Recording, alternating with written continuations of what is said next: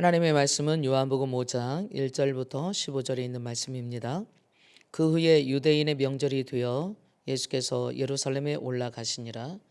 예루살렘에 있는 양문 곁에 히브리 말로 베데스다라 하는 못이 있는데 거기에 행각이 5이 있고 그 안에 많은 병자, 맹인, 다리 저는 사람, 혈기 마른 사람들이 누워 물이 움직이는 것을 기다리니 이는 천사가 가끔 못에 내려와 물을 움직이게 하는데 움직인 후에 먼저 들어가는 자는 어떤 병에 걸렸던지 낫게 되밀어라.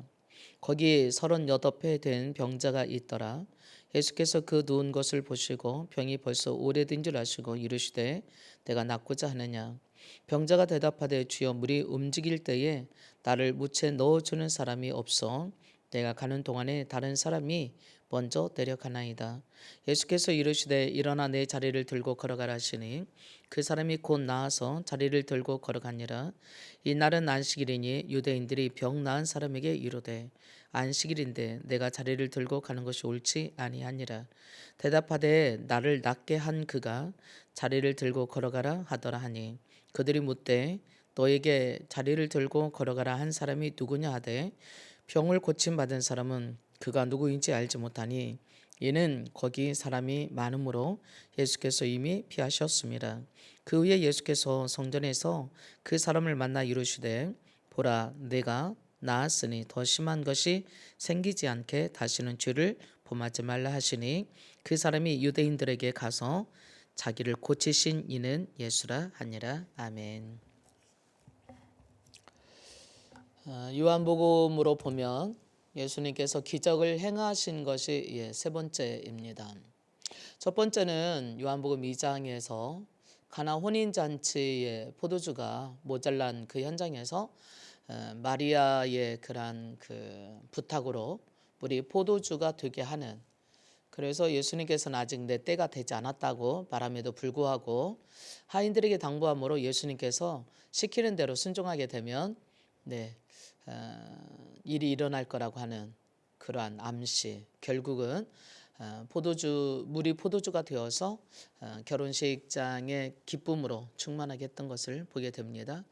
또 두 번째는 4장에 보면 왕의 신하의 아들이 죽을 병에 들어 죽어가고 있는 그때에 오셔서 우리 아들을 좀 고쳐주세요라고 말할 때 예수님께서 가라 네 아들이 살아있다라고 말하는 말을 듣고 믿고 감으로 집에 도착하기도 전에 그를 마중 나왔던 종들로부터 아들이 살아났다고 하는 말을 듣게 됩니다.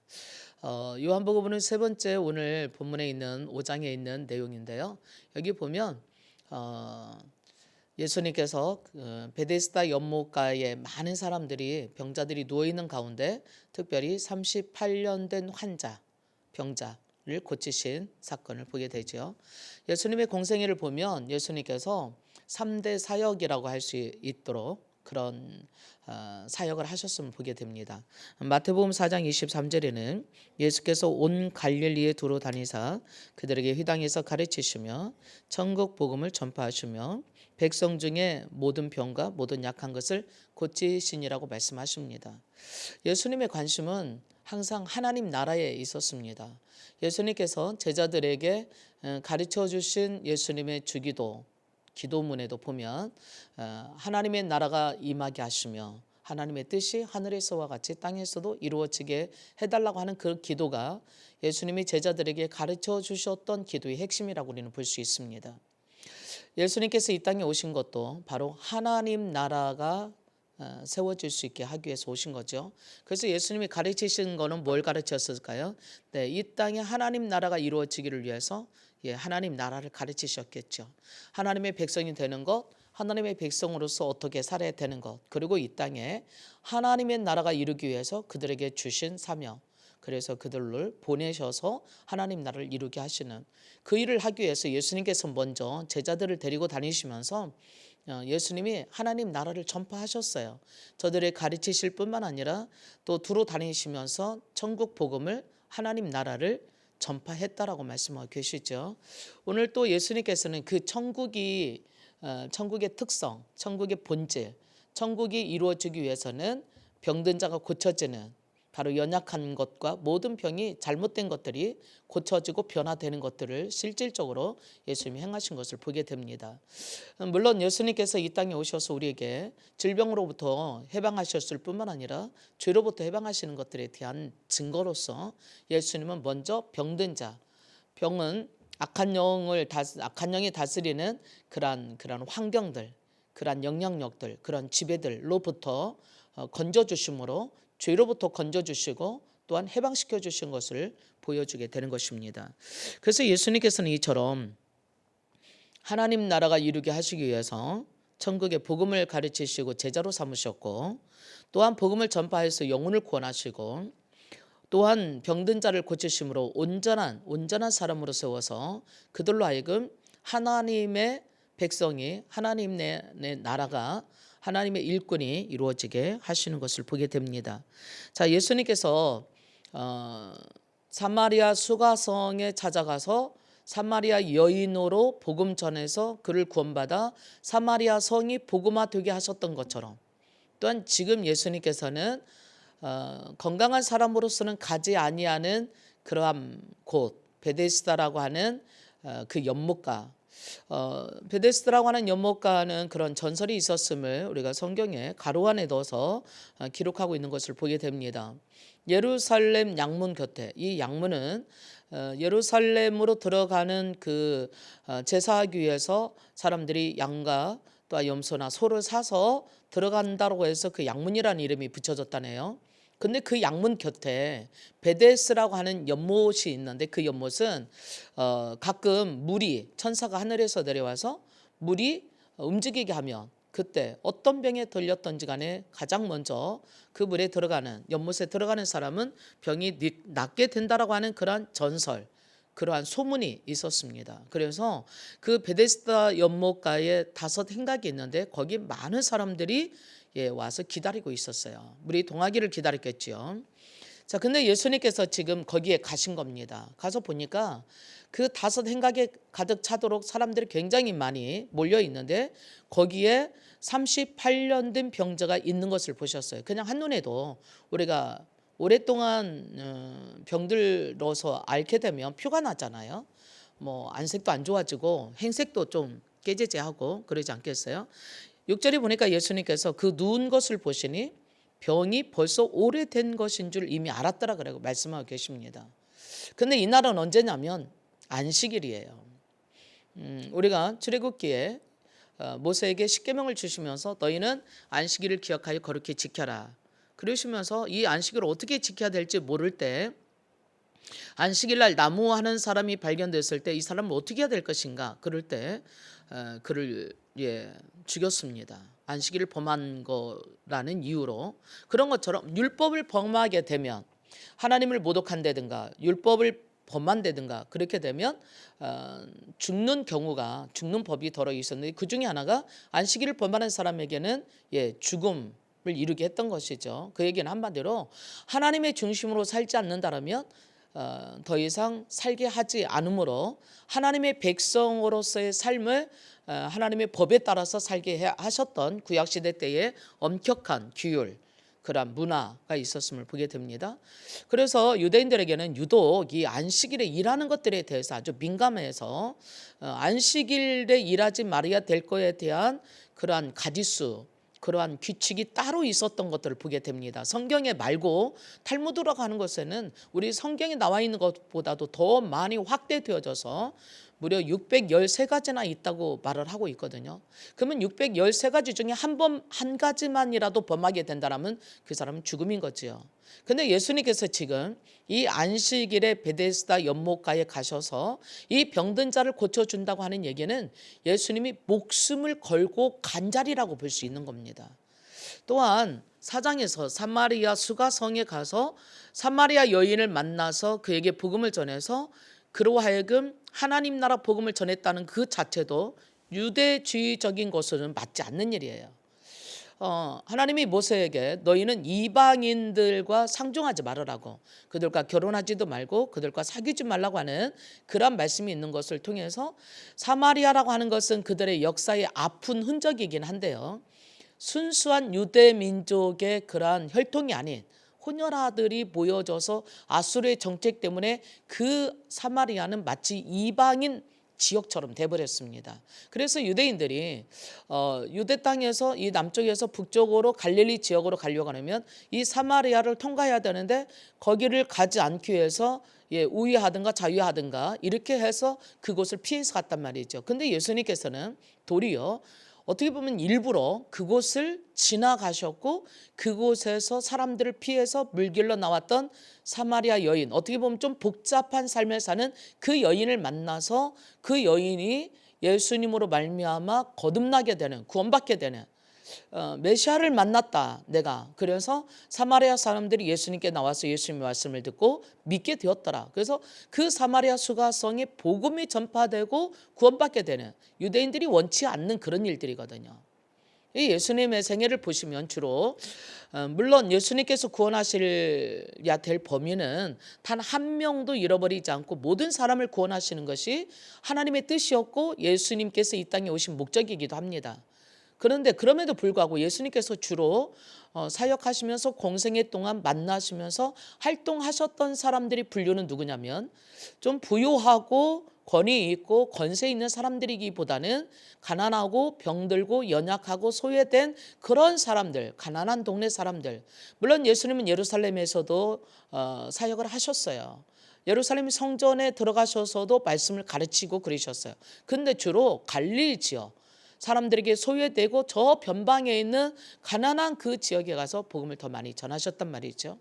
오늘 또 어쩌면 이 예루살렘 명절에 많은 사람들이 몰려들었고 그 중에서도 베데스다 연못가라고 하는 것은 건강한 사람보다는 병든 사람들, 건강한 사람이 있다면 자기 가족 중이나 지인 중에 병든 사람을 부축하기 위해서, 간호하기 위해서, 간병하기 위해서 있는 사람들밖에 없겠지요. 그곳은 뭐 병든 사람이 오는 것이니까 어쩌면 수많은 사람들이, 병든 사람들이 오기 때문에 그곳은 건강하고 여유 있는 사람들은 가기를 꺼리는 곳이지요. 근데 예수님께서 거기를 오신 것은 특별한 목적이 있는 것을 우리는 이후에 보게 되죠. 자, 38년이나 된 병세가 오래되어서 이렇게 38년이나 된 사람을 발견했을 때 예수님께서 이제 거기에 많은 사람들이 있었겠지만 이 사람에게 다가갑니다. 그리고 말씀하십니다. 네가 정말 낫기를 원하느냐. 그럴 때 이 병자가 대답하는 말이 그거였어요. 물이 움직일 때에 나를 물에 들어가도록 도와준 사람이 아무도 없습니다. 뿐만 아니라 내가 들어가려고 해도 나를 도와주는 사람이 없고 나보다 먼저 다 가기 때문에 나에게는 기회가 오지 않는다는 얘기죠. 다르게 말하면 이 병자에게 있어서는 도와주는 사람도 없고 들어갈 힘도 없고, 그래서 참 자기 인생이 조금 소외되고 비참하고 참담하고 소망이 없는, 미래가 없는, 38년 동안이나 여기 와 있었는지는 모르겠지만 병든 지가 38년이 됐는데 그가 20대 때 왔다 할지라도 20대 초반에 왔어도 벌써 60살이 되는 거예요. 그러면 인생을 거의 다 사는 거 아니겠어요?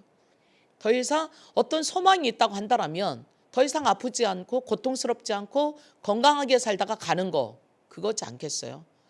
또 그나마 밥이라도 먹고 살다가 뭐 인생을 마감하는 거, 뭐 그런 거 아니겠어요? 근데 어쨌든 여기 누워서 누구도 도와주는 사람이 없고 자기도 힘이 없기 때문에 이렇게 병들어서 죽어가는 그런 삶을 살아갈 수밖에 없는, 소망 없는 그런 사람이 있지 않겠는가. 근데 예수님이 그 자리에 찾아오신 거예요. 어쩌면 이 38년이나 된 이 환자에게는, 병자에게는 도와주는 사람만 없는 게 아니에요. 그에게는요, 희망도 조금도 없었음을 보게 됩니다. 어쩌면 이 38년 된 이 환자, 베데스다 연못가에 수많은 사람들이 있었지만 이 사람을 만나주시는 그 예수님, 소외되고 아무도 쳐다보지 않고 관심조차 없을 것 같은 이 사람에게 예수님께서는 최고의 관심을 보이셨고 결국엔 그는 온전한 사람으로 낫게 되어져서 성전 안에 한 번도 들어가 보지 못했을 수 있는데 그는 성전에 드디어 들어가서 주님을 찬양하게 되는 것을 보게 됩니다. 오늘 어쩌면 저와 여러분 소망도 없고 힘도 없고 도와주는 사람도 없는 그런 삶, 어쩌면 죽음의 연속과 같은 그러한 삶을 살고 있는 그러한 사람이 우리 주변에도 많죠. 우리들 중에도 있을 수 있습니다. 그것도 그냥 잠깐이 아니라 세월이 오랜 세월이 되게 된다면요, 정말 우리도 그렇게 된다면 우리들 자신도 허우적거리면서 살아갈 수밖에 없겠죠. 그런 모습을 하고 있는, 아무도 찾아봐 주지 않는 그런 모습을 하고 있는 그에게 예수님이 찾아오신 것처럼 오늘 나를 알아주는 사람도 없고 더 이상 소망도 없고 도와주는 사람도 없고 격려도 위로도 배려도 해주는 아무도 없는 그러한 우리들을 주님은 찾아오셔서 오늘 손 내밀고 우리를 격려해 주시는 것을 보게 됩니다. 절망의 자리에 있는 그곳에 찾아오신 예수님, 왜 찾아오셨을까요? 어떻게 보면 38년 된 이 환자에게, 병자에게 네가 낫기를 원하느냐고 묻는 거는 좀 분위기상 안 맞아요. 아니, 약 올리는 것도 아니고 당연히 나서려고 이 베데스다 연못가에 와 있는 거 아니겠어요? 물이 움직이면 들어가면 어떤 병이 들었든지 낫는다는데, 그래서 소망을 가지고 온 거 아니겠어요? 당연히 낫고 싶어서 왔지요. 근데 예수님은 그에게 마치 정말 낫고 싶은 마음이 있는지 다시 한번 물어보는 것 같은 마음이 있어요. 그 얘기는 내가 너를 도와줄까? 뭐 그렇게 아무도 도와주는 사람이 없는 그 주변에 내가 물속에 들어가려고도 나를 돕는 자가 없다고 한 것처럼 네가 진짜 낫고 싶어? 그럼 내가 도와줄까? 아마 지금은 그 뒤에 말은 없어요. 근데 이 환자가 자기에게 관심을 보이고 있는 예수님에게 대답하는 말은 낫고 싶다 이거입니다. 오늘 우리가 소망을 가지고 있는 자들에게는 예수님 찾아오십니다. 절망 가운데 있는 우리에게 예수님 찾아오셔요. 아무도 여러분 주변에 찾아오는 사람이 없습니까? 이미 예수님께서는 이 땅에 말씀이 육신이 되어서 우리 가운데 와 계십니다. 여러분들이 마음의 문을 열고 그분을 받아들이면 그분은 여러분을 만나주시고 일어나서 걷게 하십니다. 여러분의 마음의 문을 열고 그 예수 그리스도를 여러분의 주인으로 이 시간 모셔드리십시오. 그러면 예수님이 이렇게 말씀하실 거예요. 일어나 걸어라 말씀하실 거예요. 일어나 걷는 역사가 반드시 있게 됩니다. 예수님은 요한복음 5장 24절에 말씀하셨어요. 내 말을 듣고 또 나 보내신 이를 믿는 자는 영생을 얻었고 심판에 이르지 아니하나니 사망에서 생명으로 옮겨진다라고. 또 이사야 선지자는 이사야서 41장 2절 말씀에 하나님께서 이사야 선지자에게 이스라엘 백성에게 해주신 말씀이네요. 내가 물 가운데를 지날 때에 내가 너와 함께 할 것이고 강을 건널 때에 물이 너를 침몰하지 못하게 할 것이고 내가 불 가운데로 행할 때에 타지도 아니하고 불꽃이 너를 사르지도 못하게 할 거라고. 오늘 주님은 우리를 찾아오셔서 우리를 손 내밀고 계십니다. 두려워하지 마. 내가 너와 함께 있다. 놀라지 마. 내가 너희 하나님이 될 거야. 내가 너를 굳세게 할 것이고 진짜 참으로 나의 의로운 오른손으로 너를 붙잡아주고 너를 도와줄 거라고 지금 여러분과 저를 향해서 손 내밀고 계십니다. 만일 저와 여러분이 정말 건강하고 우리 자녀들도 잘 자라고 내가 마음 먹은 대로 모든 일이 잘 풀린다라면 우리 눈에는 주님이 안 보일 거예요. 왜? 아쉬운 것 없거든요. 불편함이 없잖아요. 부족함이 없잖아요. 그냥 거기서 만족하고 매일매일 그냥 나는 행복해라고 살아갈지 모르겠습니다. 그러나 38년 된 이 환자처럼 지치고 고나여서 일어날 힘조차 없고 뿐만 아니라 누구에게인가 도와달라고도 말도 할 수 없을 상태가 될 때도 있어요. 너무 힘들고 연약하면 우리가 사람을 찾아간다든가 누구에게인가 나를 도와달라고도 말할 힘도 없을 때가 있습니다. 근데 예수님께서는요, 그런 우리 모든 형편을 아시고 다가오셔서 우리의 손을 내밀고 계시는 것입니다. 여러분 마음의 문에 지금도 고난 가운데, 두려움 가운데, 염려 가운데 있다는 얘기는 주님이 여러분을 찾아오셨다는 증거입니다. 그리고 주님이 여러분들에게 손 내밀고 계시는 것입니다. 수고하고 무거운 짐진 자들아 다 내게 와라. 내가 너를 쉬게 해줄게 라고 말씀하시는 거죠. 내가 너에게 안식을 줄게 라고 말씀하세요. 그러므로 우리가 건강하고 내가 생각하는 일들이 잘 풀리고 자녀들이 다 잘 자라서 전혀 기도할 것이 아쉬울 것이 없는 사람보다 자녀도 잘 안 됐고 내 건강도 힘들고 재정도 힘들고 일도 잘 안 풀리고 정말 내 힘으로서는 살아갈 힘이 없어서 엎드려서 우는 일밖에, 내가 정말 무릎 꿇을 수밖에 없는 이 일이 그것밖에 없다면 그 사람은 소망이 있는 거예요. 왜 그러냐? 능치 못하신 이 세상에 있는 그 어떤 것보다도 크신 그 주님이 우리를 구원하기 위해서, 우리를 살리기 위해서, 우리를 도와주기 위해서 이 땅에 오신 거거든요. 그분이 지금도 말씀하십니다. 영접하는 자, 곧 그 이름을 믿는 자들에게는 하나님의 자녀가 되는 권세를 주실 거라고. 오늘도 우리 마음 문을 열고 주님을 받아들이면 주님은 나의 인생의 주인이 되어주시고 구원자가 되어주십니다. 볼지어다 내가 문 밖에 서서 두드리노니 네가 문을 열면, 우리의 마음의 문을 열면 그 얘기죠. 내가 너에게 들어가 너로 더불어 먹고 너는 나와 더불어 먹으리라고 말씀하세요. 나는 포도나무고 너는 가지다. 네가 내 안에 있고 내가 네 안에 있다면 무엇이든지 원하는 대로 이루어질 수 있다고 말씀하세요. 오늘 주님께서는 우리에게 생명을 주기 위해서 오셨어요. 나는 양으로 생명을 얻고 더 풍성케 하기 위해서 오셨다고 말씀하고 계시네요.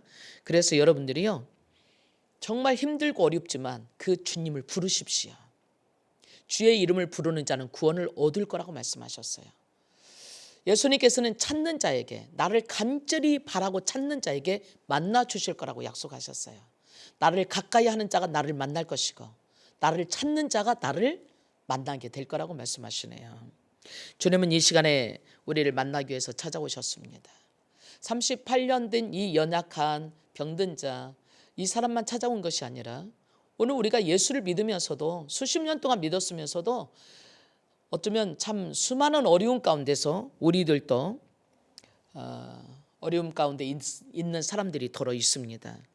38년 된 이 병자처럼 내 인생의 풍랑 속에서 나의 살 소망이 끊기고 좌절과 고통과 낙심과 정말 포기해야 되나라고 하는 그러한 역경 가운데 있을 때에 하나님께서 예수님을 통해서 성령으로 우리 안에 찾아오셨습니다. 때로는 우리들 자신이 정말 믿음이 좋다고 하지만 때로는 호된 고통을 당할 수도 있습니다. 안진뱅이가 38년 동안이나, 이 병자가 38년 동안이나 누워서 느꼈던 그 참담한 심정과 같은 그러한 일들이 우리에게도 있을 수 있는 거죠. 그래서 이 38년 동안 된 환자를, 병자를 찾아오셨던 것처럼 주님께서는 오늘 찾아오셔서 우리를 만나주시려고 합니다. 여러분의 마음 문을 두드리시는 그분의 음성을 들으십시오. 그리고 그분에게 마음의 문을 열고 받아들이십시오. 주님, 나의 인생의 주인으로 와주십시오. 나의 구원자로 와주십시오. 나의 하나님으로 와주십시오. 나를 도와주십시오. 나와 함께 해주십시오. 그럴 때 주님께서는 너희가 구하는 자에게 주신다고 말씀하셨어요. 구하라, 찾으라, 두드리라 말씀하시네요. 오늘 이 38년 된 환자를 만나주셨던 주님이 반드시 저와 여러분들도 만나주실 거라 믿습니다. 죽어가고 있는 사람에게 생명을 주신 것처럼 반드시 주실 거라고 믿습니다. 이 사람에게 오셔서 예수님이 일어나서 자리를 정돈하고 걸으라고 말씀하십니다. 근데 참 이 사람을 보면서 놀라는 게요, 38년 동안이나 누워 있었잖아요. 언제 걸어봤겠어요. 근데 놀랍게도요, 예수님이 그 말씀을 하시자 이 사람이 곧 일어나서 나아서 일어나 자리를 들고 걸어갔어요. 우리가 믿기만 하면 이러한 역사가 일어날 줄 믿습니다. 믿는 자에게는 능히 하지 못할 일이 없다고 말씀하셨어요. 이미 우리는 예수님 믿고 있잖아요. 여러분이 믿고 이러한 역사가 일어날 뿐만 아니라 아직도 예수님을 모르는 사람들에게 복음을 전해서 믿고 정말 좌절하고 세상으로는 소망이 없어서 낙심하고 있는 그들에게 주님으로 일어나게 하는 축복의 통로, 믿음의 통로가 될 수 있기를 바랍니다. 그렇다면요, 오늘 예수님의 말씀을 여러분이 붙잡으십시다. 저와 여러분이 붙잡으십시다. 예수님이 하신 말씀은 반드시 이루십니다. 예수님께서 하신 말씀은 땅에 떨어지는 말씀이 하나도 없었어요. 세상의 모든 것은 없어질지라도 하나님의 말씀은 1.16도 없어지지 않냐고 다 이룰 거라 말씀하셨는데, 바로 예수님께서 이 땅에 오셔서 하신 말씀은 요한복음에 보면 나는 내 자유로 말하는 게 아니라 나를 보내신 분의 말을 한다고 말했어요. 그러면 예수님께서 하셨던 모든 말씀들은 하나님께서 주신 말씀을 하는 겁니다. 그 얘기는 하나님의 말씀을 하셨다는 얘기예요. 지금도 일어나 걸어라 말씀하시는 것은 예수님께서는 하나님을 대신해서 인간의 몸을 입고 이 땅에 오셔서 우리에게 하나님의 말씀을 주시는 겁니다. 그러면 그 말씀을 듣고 일어나서 걸어오면 되는 겁니다. 오늘 우리에게 말씀하십니다. 네가 힘들고 어려운 가운데 있느냐? 일어나 걸어라. 행하라는 얘기입니다. 나를 믿는다라면 나를 믿고 행하라라는 얘기죠. 하나님은 아브라함에게 믿을 수 없는 그의 나이 99세에 찾아오셔서 내년 이맘때에 너희가 아이가 있을 거라 하시면서 그의 이름을 바꿔줍니다. 아브라함에서 큰아버지라는 이름, 위대한 아버지라는 이름에서 아브라함, 많은 아이들의 아버지라는 이름으로 바꿔줘요. 무슨 얘기일까요? 그에게는 지금까지 아기를 낳지 못했어요. 사라는 이미 나이가 많아서 경수가 끊어졌고 아기를 낳을 수 있는 상태가 아닌 죽은 자와 같은 것을 알고도 저가 믿음이 없어서 의심하지 않냐고 하나님을 믿음으로 의로 여기심을 받았을 뿐만 아니라 아이를 낳는 것이 됐습니다. 오늘 우리도 마찬가지입니다. 앞을 보나 뒤를 보나 그 어디에도 전혀 소망이 없고 가망이 없을 수 있어요. 재정으로도 건강으로도 내 자녀로도 사회적인 것으로도 지위적인 것으로도 배운 것도 가진 것도 사람도 아무도 없다 한다 할지라도 하나님께서 나와 함께 하신다고, 내가 너와 함께 할 것이라고, 내가 너를 버리지 않을 것이라고 말씀하신 그 말씀을 믿고 주님을 여러분들의 구원자로, 그래서 예수님의 이름으로 주님의 말씀으로 행한다라면 일어나 걷게 될 줄로 믿습니다. 너희가 내 이름으로 무엇이든지 구하라 그리하면 내가 행하리라고 말씀해 주고 계십니다. 사랑하는 여러분, 예수님의 말씀을 붙잡으십시오. 세상의 말을 믿지 말고 세상의 정보나 세상의 지식이 아닌 예수님께서 실질적으로 우리에게 해주신 그 말씀 믿는다라면 말씀이 이루어지는 그 현장에 여러분들이 있게 될 것입니다. 말씀이 실제가 되는 축복을 누리는 여러분 되기를 축복합니다. 이제 마지막으로 예수님께서 이 병든 자를 성전에서 만났어요. 병든 자가 안식일날 걸어가니까 사람들이 막 야, 너가 안식일인데 어디 가고 있는 거야? 다른 날도 많이 있는데 다른 날 가. 근데 그 병자가 나를 낫게 한 그가 나보러 자리를 들고 걸어가라 했다. 그래서 그는 지금 걸어가고 있다는 얘기예요. 그날이 안식일이니까 당연히 어디 갔겠어요? 성전에 들어갔겠어요. 그 전에 얼마나 가고 싶었겠어요. 많은 사람들이 갈 때 38년 동안이나 이 베데스 연못가에 누워서 한 번도 성전에 들어가 보지 못했던, 물이 동하여도 일어나서 걸어갈 수 없었던 그가 어쩌면 병자이기 때문에 더 갈 수 없었는지도 모르겠어요. 근데 이제 성전에 갔어요. 근데 예수님께서 그 성전에서 이 병자를 보시고 말씀하시는 거예요. 보라, 네가 낫게 되었으니 더 심한 것이 생기지 않도록 다시는 죄를 범하지 말라라고 말씀하고 계십니다. 자, 그렇다면요, 예수님께서는 이 병자가 왜 병들었는가를 아셨다는 거예요. 아무도 몰라도. 너가 왜 그런 죄를 지었느냐는 말하지 않았지만 어쩌면 이 병자는요, 죄를 지음으로 인하여서 병이 들게 됐다는 얘기죠. 그러므로 이제는 다시는 그런 죄 짓지 마. 만약에 다시 그 전에 죄 지음으로 인해서 병들었다면 다시 그 죄를 짓게 된다면 더 심한 것이 생겨서 다르게 말하면 죽을 수도 있어, 이 얘기잖아요. 그러므로 다시는 죄를 범하지 말라고 말씀하십니다. 우리에게 오늘 말씀해 주시는 것이 그겁니다. 예수님께서는 그가 무슨 죄를 지었느냐고 캐묻지는 않았지만 어쩌면 그가 옛날에 지었던 그 죄로 인해서 병이 들었고 이제는 예수님을 만남으로 치유되어서 새 사람이 되었으므로 이제는 죄의 자리에 가지 말고 예수님의 말씀을 붙잡고 일어나 걸어가는, 앞으로 전진하는, 하나님의 말씀으로 사는, 하나님의 뜻대로 사는 그러한 삶을 살라고 하시는 예수님의 말씀이지요. 오늘 우리들도 똑같습니다. 우리가 고통당할 때 주님께 부르짖어 주님께서 응답하시고 우리를 고통 가운데서 건져주시고 질병 가운데서 치유하시고 또 아픔 가운데서 해결해 주실 수 있습니다. 그러면 우리는 마음이 편안해져서 이 고통 당했던 것을 다 잊어버리고 주님의 말씀으로부터 멀어지고 주님의 은혜가 희미해져서 다시 주님을 모르는 그 전의 삶으로, 옛날의 삶으로 조금은 건방지고 버릇없고 은혜도 모르는, 하나님을 모르는 그러한 삶으로 세상에 빠지고 세상을 사랑하고 세상에 있는 것들을 사랑하는 그런 것들로 빠지는, 하나님에게 관심도 마음도 두지 않는 그러한 것이 되지 말라고 하는 말씀입니다. 사사기에 보면 고통당할 때에 죄를 지어서 하나님 앞에 악을 행함으로 인해서 저들이 징계받아서 고통 가운데 있을 때에 사사를 보내서 건져주시면, 또 이제 사사가 죽은 다음에 다시 그 하나님의 은혜를 잃어버리고 죄짐으로 다시 또 고통을 반복하는 악순환의 삶을 살았던 것처럼, 어쩌면 우리가 한때 은혜 받았어요. 기도해서 병도 고침받았어요. 문제도 해결해졌어요. 결혼도 할 수 있게 되었어요. 아기도 낳게 됐어요. 근데 그때는 너무 고맙고 감사했는데 이제 시간이 지나면서 무디어져서 하나님의 은혜를 잃어버리고, 그리고는 옛날 생활로 옛날과 같이 돌아가 버린다면 우리는 하나님의 은혜를 잃어버리게 되는 것입니다. 오늘 주님이 말씀하십니다. 네가 은혜 받았을 때에 은혜를 쏟아버리고 옛날 모습으로 가는 어리석은 일을 범하지 말라고 말씀하시는 것이죠. 다르게 말하면 이제 우리는 새 사람이 된 거예요. 옛날에 내가 아니에요. 그런즉 누구든지 그리스도 안에 있으면 새로운 피조물이라. 너희 안에 하나님의 성령이 계신 성전인 것을 알지 못하느냐. 주님이 그리하신 것처럼 너희들도 그리해야 된다. 내가 너희를 사랑한 것 같이 너희가 서로 사랑하라. 너희는 이제 빛의 자녀가 되었으니 빛의 자녀답게 살아라. 그래서 거짓을 버리고, 또한 온갖 더러운 말들을 버리고, 음행을 버리고, 도둑질하는 것을 더 이상 하지 말고, 남을 속이는 일을 하지 말고, 더러운 것들을 하지 말라고 말씀하세요.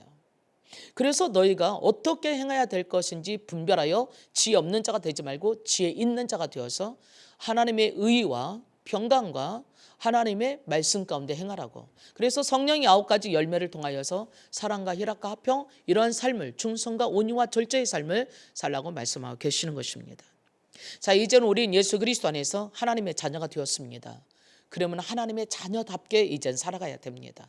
하나님의 자녀답게 살아간다는 얘기는 하나님을 본받는 삶을, 하나님의 말씀을 행하는 삶을 사는 사람이고 성령의 인도받아서 살아가는 사람이라는 얘기입니다. 우리 육신의 소욕과 성령의 소욕은 서로 원수가 되나니 하나님의 성령을 쫓아 행하라고 말씀하고 계십니다. 술 취하지 말라. 이는 방탕한 것이다. 세상으로 빠지지 말아라. 이건 우리로 하여금 하나님을 잃어버리고 방탕한 것이 되는 거라고 말씀하시는 거죠. 그러므로 저와 여러분은 이제는 우리 마음을 새롭게 변화를 받아서 바꿔야 됩니다. 사도 바울은 로마서 12장 2절에 말씀하십니다. 너희 이제는 마음을 변화를 받아 새롭게 되어서 하나님의 선하시고 의로우시고 기뻐하신 뜻이 무엇인지 분별하라고 말씀하십니다. 맞습니다. 이제 내가 예수 그리스도 안에서 누구인가? 내가 예수 그리스도 안에서 무엇을 가지고 있는가? 하나님의 생명을 가진 자입니다. 나는 이제 예수 그리스도 안에서 어떻게 살아야 될 것인가? 무엇을 위해서 살아야 될 것인지 분별하고 살아야 됩니다.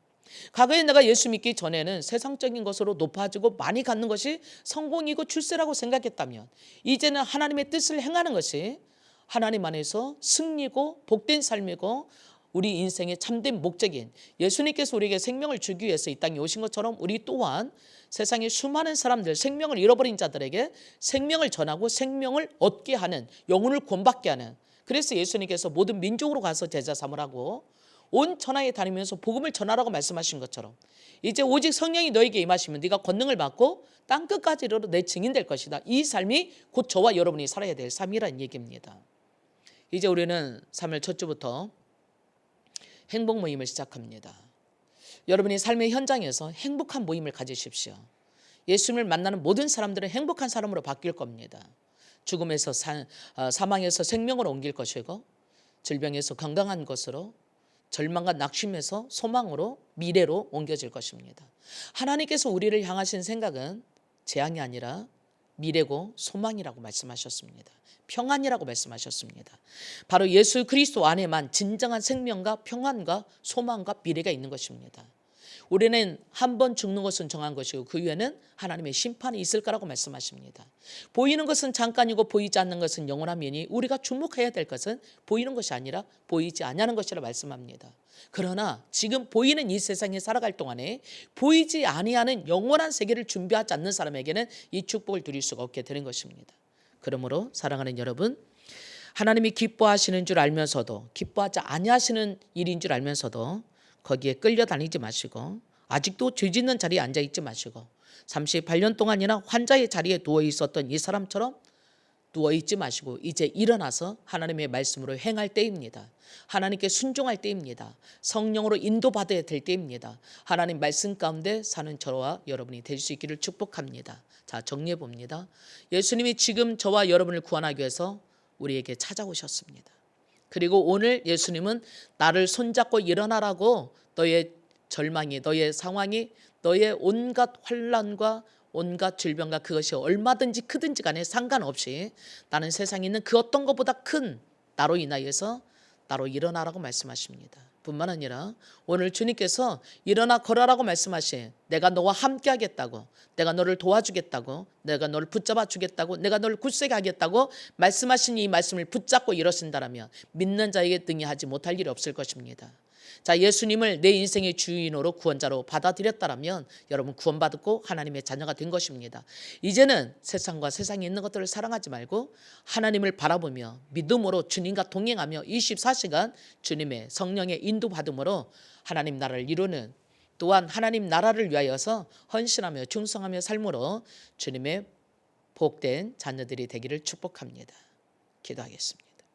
참 좋으신 아버지 하나님, 오늘 38년 동안이나 절망 가운데 소망 없이 누워있던 그에게 찾아오셔서 건강하게 일어나 하나님의 성전에 가서 예배할 수 있는 자로, 하나님을 소망하는 자로, 영원한 생명을 갖는 자로, 하나님의 자녀로 새롭게 일어나게 한 것처럼 오늘 우리에게 찾아오셔서 절망 가운데 있는 우리들에게 우리가 믿지만 고통이 우리를 억눌러서 우리의 살 소망까지 꺾어버리려고 하는 이 험한 세상 속에서 주님께서는 내가 너와 함께 할 것이라고, 두려워하지 말며 놀라지 말라라고, 나를 붙잡으라고, 나를 바라보라고, 믿는 자에게 능히 하지 못할 일이 없으니 너희가 내 이름으로 무엇이든지 구한즉 받으리라고, 수고하고 무거운 짐진 자들아 다 내게 오라고, 주님의 날개 안에서 쉬라고 생명을 주시기 위해서 찾아오신 예수 그리스도와 더불어서 오늘 우리가 구원받고 또한 아직도 절망 가운데 세상에 소망 없이 실망과 낙심 가운데 살아가는 수많은 사람들에게 함께 주의 말씀을 나누고 생명을 나누고 말씀 가운데 살아갈 수 있는, 세워져 갈 수 있는